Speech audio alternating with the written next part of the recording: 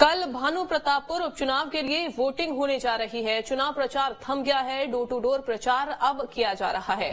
मतदान सामग्री का वितरण भी कर लिया गया। सामग्री वितरण के लिए 15 काउंटर बनाए गए हैं। तो देखिए, आपको बता दें कि कल भानु प्रतापपुर उपचुनाव के लिए वोटिंग होगी। दरअसल ये सीट मनोज मंडावी के निधन के बाद खाली हो गई थी। उनको दिल का दौरा पड़ा था और इसके बाद ये सीट खाली हुई थी और अब इस सीट पर उपचुनाव होने जा रहा है और उससे पहले तमाम तैयारियां जो है वो पूरी कर ली गई हैं। कई सारे बूथ जो हैं वो बनाए जाएंगे और साथ ही साथ महिलाओं के लिए भी एक अलग से व्यवस्थाएं यहां पर की गई हैं। मतदान केंद्र यहां पर बना दिए गए हैं और सुरक्षा के पुख्ता इंतजाम जो है वो भी कर लिए गए हैं। तो यानी कल का दिन काफी ज्यादा अहम हो जाएगा।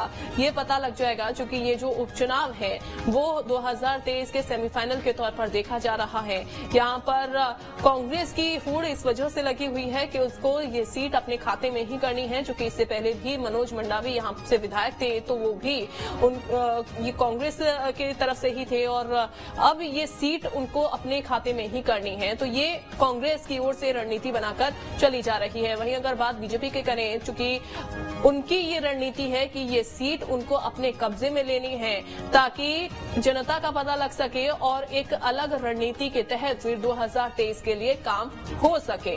वहीं दूसरी तरफ जनता काफी ज्यादा उत्साहित है कि मतदान यहां पर किया जाएगा, लेकिन कहीं न कहीं संशय बना हुआ है कि आखिरकार भानु प्रतापपुर की जनता किसको चुनती है, या सावित्री मंडावी को चुनती है या फिर ब्रह्मानंद नेताम पर विश्वास जताती है। ये देखने वाली बात होगी। लेकिन खास बात ये भी रही है कि ये जो मुकाबला है वो बीजेपी और कांग्रेस के बीच में नहीं है, त्रिकोणीय ये मुकाबला। नीरज हमारे संवाददाता जुड़ गए हैं। नीरज, कल मतदान और व्यवस्थाएं पूरी कर ली गई हैं। त्रिकोणीय मुकाबला देखने को मिल रहा है। डोर टू डोर प्रचार को लेकर क्या जानकारी आपके पास? देखिए, भानु प्रतापपुर विधानसभा जो उपचुनाव हो रहा है इसके लिए जो है कल जो है प्रचार सफर का अंतिम दिवस था। उसके बाद से जो है तमाम जो राजनीतिक पार्टी के जो प्रत्याशी हैं वो डोर टू डोर प्रचार कर रहे हैं। अगर आज बात करें मतदान कर्मियों की, तो आज उन्हें जो है मतदान कर्मियों को मतदान सामग्रियों के साथ उनके गंतव्य स्थल तक रवाना कर दिया गया है। 256 मतदान केंद्र हैं जहां पर ये कल 5 दिसंबर को जो है वोटिंग होनी है। तो सुरक्षा के लिए भी तमाम व्यवस्थाएं की गई हैं। बात करें अगर प्रत्याशियों की, तो इसमें त्रिकोणीय मुकाबला देखा जा रहा है। हालांकि 7 प्रत्याशी चुनावी मैदान में जरूर है, लेकिन कांग्रेस, बीजेपी और आदिवासी समाज की ओर से जो निर्दलीय प्रत्याशी खड़े हुए हैं, इन तीनों के बीच जो है त्रिकोणीय मुकाबला काफी अच्छा होने वाला है। देखने वाली बात होती है कि आखिर मतदाताओं का रुझान किस ओर जाता है, क्योंकि आरक्षण जो है बहुत बड़ा मुद्दा था। आरक्षण को लेकर जो है आदिवासी समाज हो, बीजेपी हो या कांग्रेस, सभी जो है एक मुद्दे को गरमाया हुआ था, जिसको लेकर आदिवासी समाज से लेकिन क्या लगता है नीरज, चूंकि आरक्षण का मुद्दा काफी ज्यादा करवाता हुआ नजर आया यहाँ पर, लेकिन अब ऐसे में जनता किसके ऊपर विश्वास जताएगी? क्या कांग्रेस ने इस मुद्दे को साधने की कोशिश कर ली? क्या इसका फायदा कांग्रेस को होगा?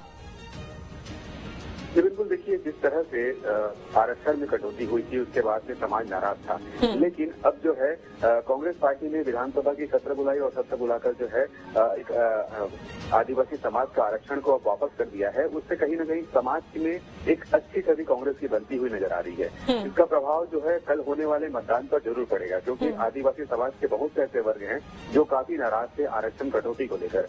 अब अगर इस तरह के फीडबैक मिलने सामने आ जाएंगे, आरक्षण उनको अब लागू कर दिया जाएगा पूर्ण रूप से, तो कहीं न कहीं जो आदिवासी वर्ग है वो कांग्रेस की ओर जा सकता है। लेकिन अगर बात करें आदिवासी समाज के प्रत्याशी की, तो हालांकि वो भी नाराज थे कि आरक्षण में कटौती हुई है। अब देखने वाली बात होगी कि आदिवासी समाज का व्यक्ति और कांग्रेस और बीजेपी, ये जो सामाजिक लोग हैं ये किस हो जाते हैं, क्योंकि ये जो आदिवासी बेल्ट इलाका है लगभग 40% जो है आदिवासी समाज के, 30% ओबीसी, 20% जो है अन्य समाज के और 10% जनरल के हैं। यहाँ पर खासतौर पे त्रिकोणीय मुकाबला है। अब आगे बिल्कुल त्रिकोणीय मुकाबला है, लेकिन जीत किसकी होगी वो जब चुनाव के नतीजे आएंगे तब पता चलेगा। नीरज, बहुत शुक्रिया आपका।